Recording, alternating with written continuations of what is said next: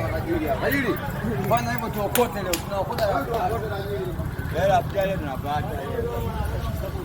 Wae, wakishua.